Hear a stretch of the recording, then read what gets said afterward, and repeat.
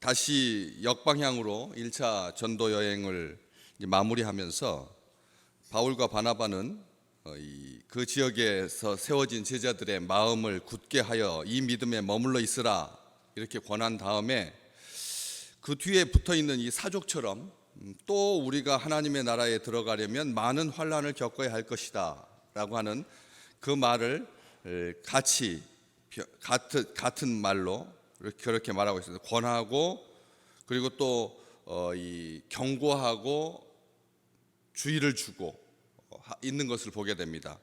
우리가 신앙생활 하면서 많은 환난을 겪어야 할 것이다 라고 하는 이 말을 들으면 신앙생활은 그래야 하는가? 신앙생활은 왜 환난을 겪어야 하는가? 신앙생활 고고하게 믿음생활 잘하면서 찬송 부르고 또 가족과 함께 행복하고 좋은 음식 먹으면서 여행 다니고 이게 다 신앙생활하는 믿음의 백성들에게 주시는 하나님의 복인데 왜 환난 이야기를 하시나? 이거 말 안 하고 그냥 마음을 굳게 하여 이 믿음에 머물러 있으라 이 말만 해도 될 텐데 굳이 이제 막 시작하고 있는 이방인이었다가 예수 믿게 된 아주 처음 믿음을 가지게 된 그런 제자들에게 이것은 불필요한 말 아닌가? 나중에 좀 신앙이 견고해지고 그 다음에 시간이 좀 한 3, 4년 지난 다음에 한 5년쯤 지난 다음에 신앙생활 한 10년 차쯤 되었을 때 그때 이제 말해줘도 되지 않겠나 싶은 생각이 들거든요. 환난 이야기는 지금도 마찬가지지만 그때나 지금이나 믿음 생활을 한다라고 하는 것이 환난을 피하기 위해서 하는 건데 신앙생활 한다라고 하는 것이 이 땅에 살아가는 날들 동안 그런 불편함을 해소하려고 하는 그런 목적도 분명히 있는데 재앙이 닥치지 않게 하고 심판 피하고 이게 신앙생활의 목적일 것 같은데 왜 제자들에게 처음 다시 만난 바울과 바나바가 마음을 굳게 하여 이 믿음에 머물러 있으라 라고 한 다음에 이 부분을 썼을까? 이거 없었으면 참 좋았을 텐데. 그런데 성경 어떤 구절도 구약 성경에 보면 너희들이 하나님의 백성으로 이 땅에 살아가면서 만사형통하고 날마다 햇빛 가운데 있고 바람은 불지 않고 지진도 없고 기근도 없고 전염병도 없고 그냥 평탄하고 쉬운 길 편한 길 가게 될 거다. 하나님은 그렇게 말씀하시지 않거든요. 여러분 자녀를 키우시면서 너 인생 살아가는 동안 한 번도 넘어지지 않을 거다. 나쁜 친구도 만나지 않을 거고 마약의 위협도 없을 거고 그리고 천국과 같은 삶을 살 거다. 그렇게 가르치세요? 자녀들한테 이 땅 살아나가면서 무슨 주의를 하세요? 주의할 필요가 뭐가 있어요? 그럼 강도 만날 위험도 없고 그렇게 피해를 입지 않고 행복하게 잘 살 건데 왜 자녀들한테 누누이 강조를 하시나요? 여기 잠깐 오해를 하시는 경향이 있는데 우리가 하나님 나라에 들어가려면 많은 환난을 겪어야 할 것이다. 그러면 이 지상에서의 삶은 제자된 삶을 살면서 하나님 나라에 들어가려면 많은 환난을 겪어야 한다고 하니까 딱 말을 오해하기 쉬운 거죠. 왜냐하면 하나님의 나라에 들어가려고 하면 조건이 있나 보다. 하나님의 나라에 들어가는 조건이 뭔가? 하나님 나라에 들어가는 조건이 뭐죠? 하나님 나라에는 어떻게 들어갈 수 있어요? 예수 믿으면 되는데 왜 바울은 예수님하고 좀 차원이 다르네? 예수님 설명하고도 다르고 예수님 말하고 다르고 하나님 나라에 들어가려면 이 땅에 사는 삶과 하나님 나라에 들어가는 삶이 이렇게 연결되어서 조건이 되고 자격이 된다. 하나님 나라에 들어가려면 이 땅에서 마음껏 살아도 되는데 하나님 나라에 들어가려고 하면 조건이 하나 붙는데 왜 하필이면 환난이냐는 거죠. 여러분 어떤 최고의 목적에 들어간다, 최고의 단계 수준에 들어간다 하는데 자격을 여러분 어떻게 하세요? 자격은 이 땅에 살아가는 날들 동안 정말 성심껏 살아야 된다. 성실하게. 이 땅에 살아가는 날들 동안 어떻게 살아야 된다? 거룩하게 살아야 된다. 이렇게 말하지 않겠어요? 하나님 나라인데 하나님 나라에 들어가는 조건이 만약 붙었다면, 조건이, 하나님은 조건을 붙이지 않으셨는데 사람들이 이 말을 오해해 가지고 하나님 나라에 들어가기 위한 자격을 만약 갖춰야 된다, 그러면 뭐 어떤 자격을 부여해야 되는 거예요? 수준 높은, 성실한, 신실한, 성숙한, 이런 조건이 붙어야 되잖아요. 안 그렇겠습니까? 그런데 왜 하필이면 다들 싫어하는, 그리고 자격이 될 것 같지 않은 많은 환난을 겪는 것이 어떻게 천국에 들어가는 자격이 될 수가 있겠습니까? 그런 자격이라면 이 지상에 깔려있는 게 모든 종교가 다 그렇게 말하잖아요.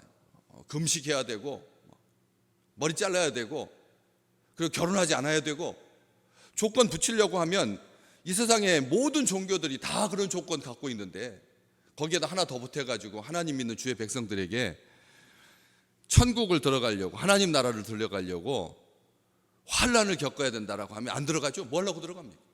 하나님 나라에 들어가는 자격이 환난이라면 이 지상에 존재하는 모든 종교보다 제일 꼬레비 종교이고, 이거 말도 안 되는 거잖아요. 하나님 나라에 들어가기 위해서 많은 환난을 겪어야 된다라고 하면 그럼 예수 믿는 것은 뭐고요? 예수님, 나로 말미암지 아니하고는 아버지의 나라에 들어갈 수 없다라고 하셨으니까, 그러면 예수님 믿어야지, 예수님 영접해야지, 예수님 때문에 들어가는 건데 그 외에 다른 조건이 붙은다면 그럼 우리 주님 말씀은 거짓말이죠. 이렇게 하셔야 돼요. 주님은 나를 믿고 이 땅에서 많은 고난을 받아서 자격이 된 다음에 하나님 나라에 들어갈 수 있다, 이렇게 말씀을 해 주셔야지. 그럼 거짓말이에요. 우리 주님은 사기꾼인 거예요. 그러면 나를 믿는 자, 나를 말미암지 아니하고는 아버지께로 올 자가 없다 했으니까 예수님 믿는 것은 그것은 자격이 되지도 못하는 거죠. 우리를 속이시는 거예요. 우리는 이 땅에 살면서 허망하게 사는 거죠. 야, 고난 당하는 거야. 예수 안 믿어도 고난 당하는데. 하나님 나라에 들어가지 않고도, 하나님 나라를 목적 삼지 않아도 이 땅에 살아가는 삶 자체가 고난의 바다인데, 고해인데, 이거 말이 안 된다는 거예요. 말이 안 된다고 하는 것이죠. 이게 조건이고, 그 다음에 자격이라면, 하나님 나라에 들어가기 위해서. 그렇다면 우리가 이 세상에 하나님 나라에 들어갈 수 있는 자격을 갖춘 자가 누가 있는데, 얼마만큼의 환난을 받아야지만 하나님 나라에 들어갈 수. 그러다 보니까 자꾸 고난을 세게 하려고 하는 거예요. 일주일에 2번 금식하고 11조도 다 부추까지 다 세어가지고 계산해야 되는 것이죠. 그러니까 다 바리새인이 될 수밖에 없어요. 자격이 된다면, 하나님 나라에 들어가는 자격이 필요하다면.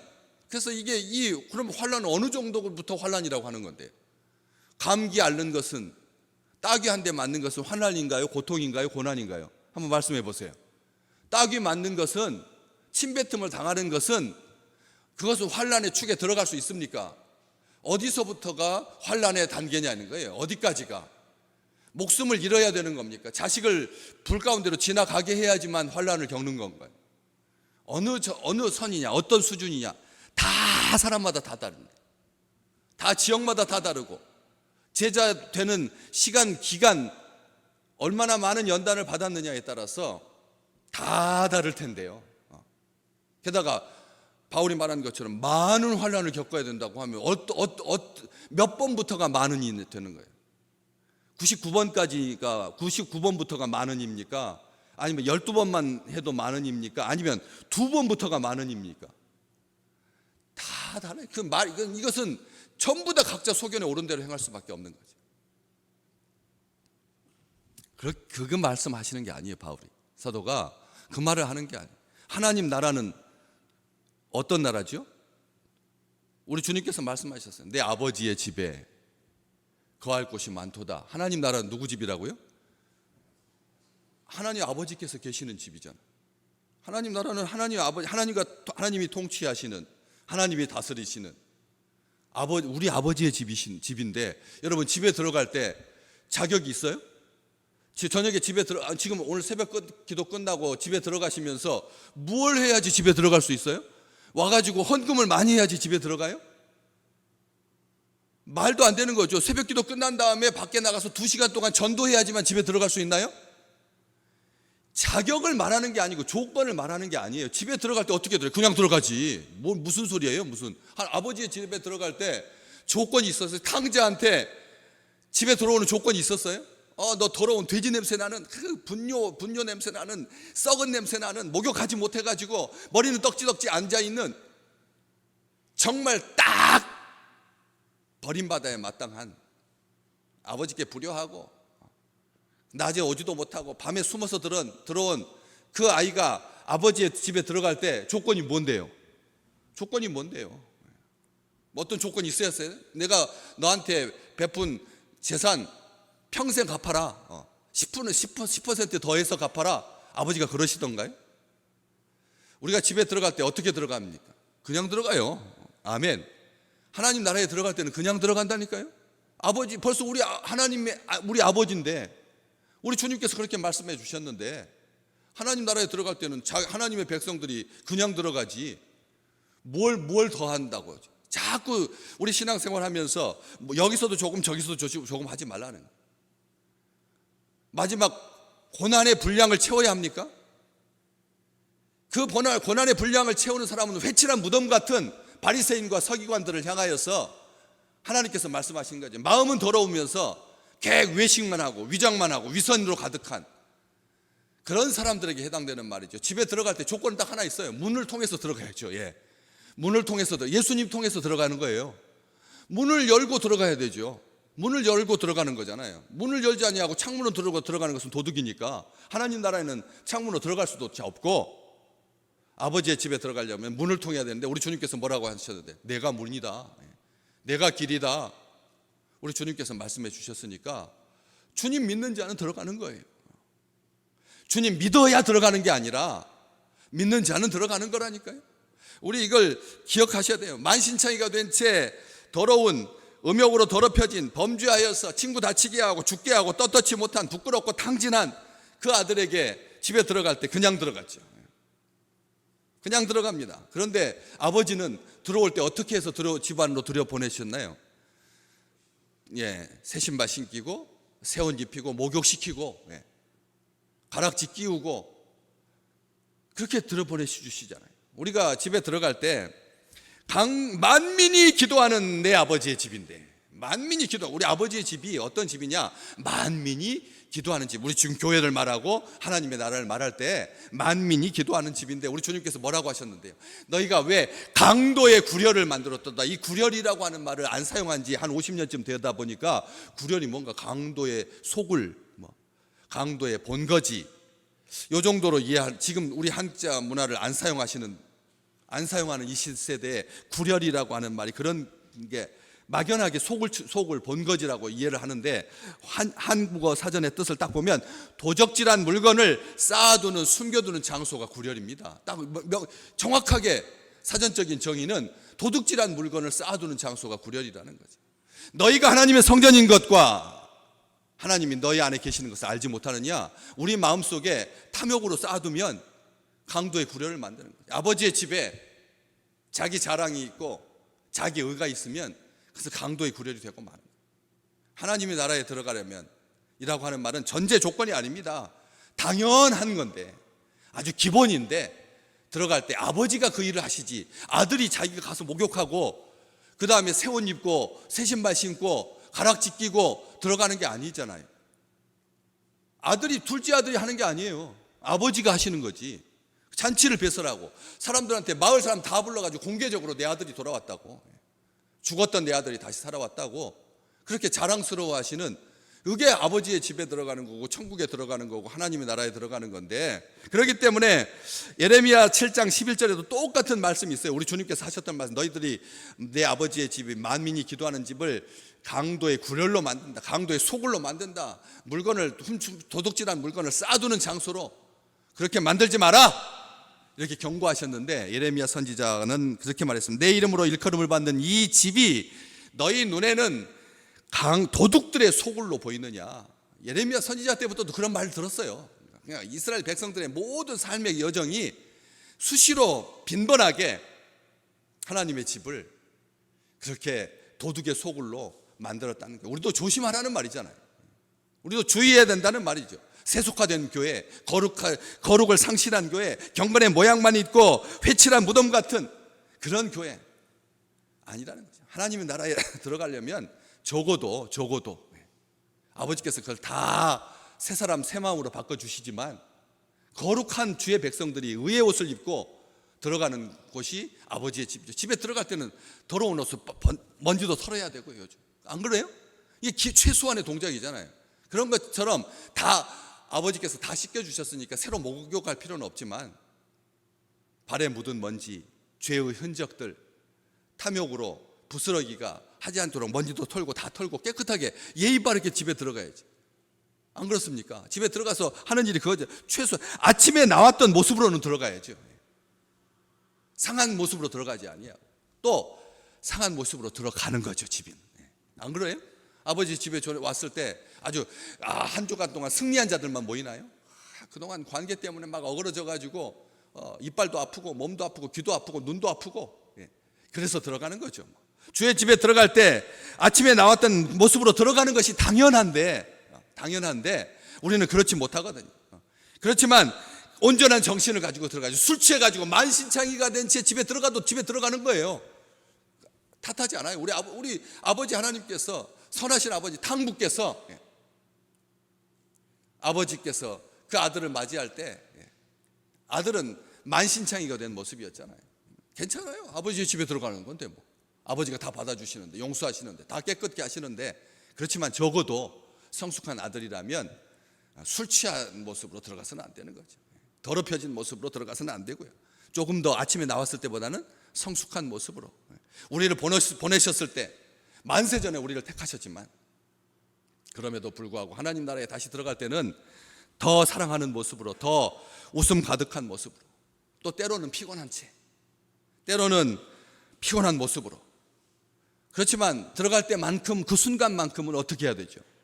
좀 활기차게 밝은 웃음으로 아버지의 집에 들어가야죠. 그건 성숙한 자식이라면 기본적인 것이고요. 또요, 집에 들어갈 때는 어떻게 들어가야 되는데요? 좋은 소식을 가지고 들어가는 거죠. 그렇잖아요? 좋은 소식 가지고 하루 동안 열심히 잘 살았습니다. 집에 들어갈 때 그렇게 기쁜 소식을 가지고 들어가고, 또 반대로 슬픈 소식 가지고 들어와도 되고요. 아버지 집에 들어갈 때 친구한테 한 대 맞았어요. 그래 눈이 파랗게 맞아가지고 그렇게 들어올 수도 있는 거죠. 아니면 내가 때렸어요. 그럼에도 불구하고 우리 아버지의 집에 들어가는 거죠. 나쁜 소식 가지고도 들어갈 수 있다. 바로 이 말이 바로 그건 거예요.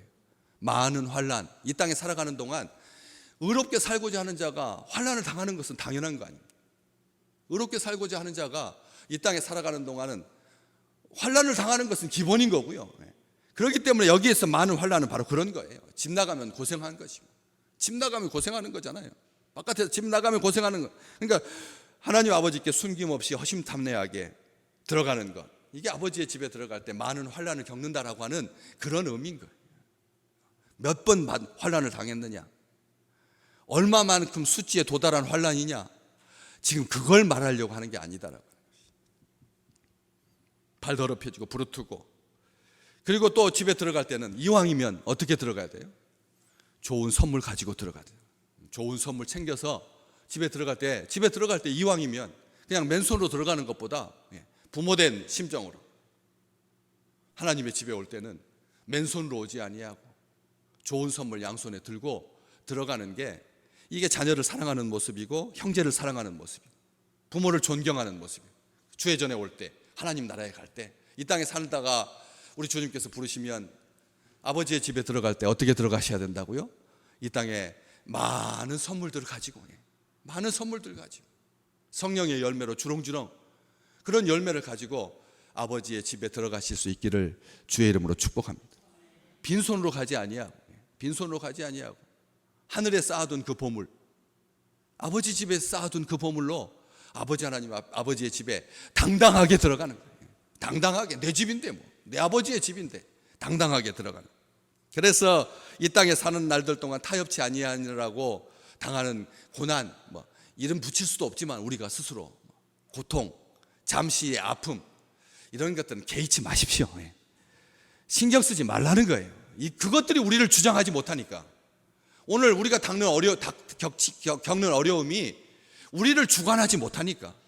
우리 주님께서 말씀하셨잖아요. 이사야서 43장에 네가 물 가운데로 지나갈 때 내가 너와 함께 할 거다.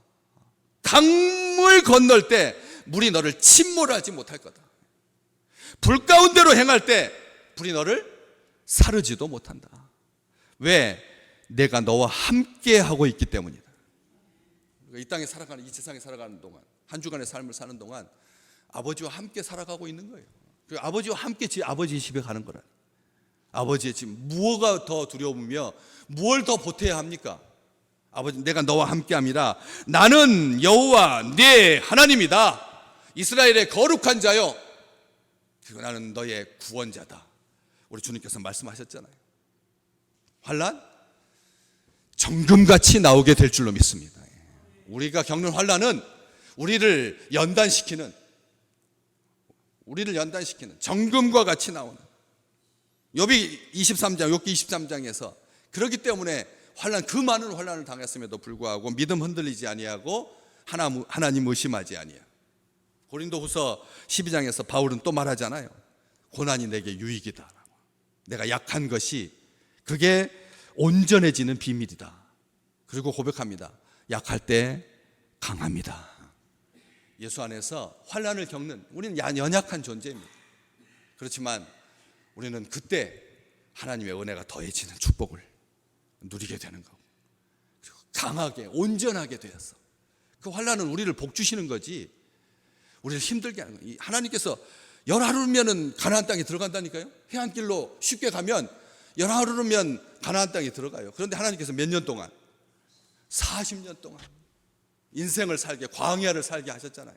그 많은 독충의 위험으로부터, 그 살인적인 폭염으로부터 불기둥으로, 구름기둥으로 함께 하시면서 자기 백성들을 연단하셔서 그렇게 주의 군사로 누구를 만나든지 두려워하지 아니에요. 승리하는 주의 백성으로 그렇게 완전하게 하셔서 아버지의 집에 들어가게 하신 것처럼 이 땅에 살아가는 날들 동안 그런 것들이 우리에게 주시는 족한 은혜다라고 생각한다면 그것으로 인하여서 하나님 앞에 삐지고, 하나님 제가 한번 다시 생각해 봅니다. 그렇지 아니하고 하나님과 잠잠히 동행하는 귀한 우리 주의 백성들 되시기를 주의 이름으로 축복합니다.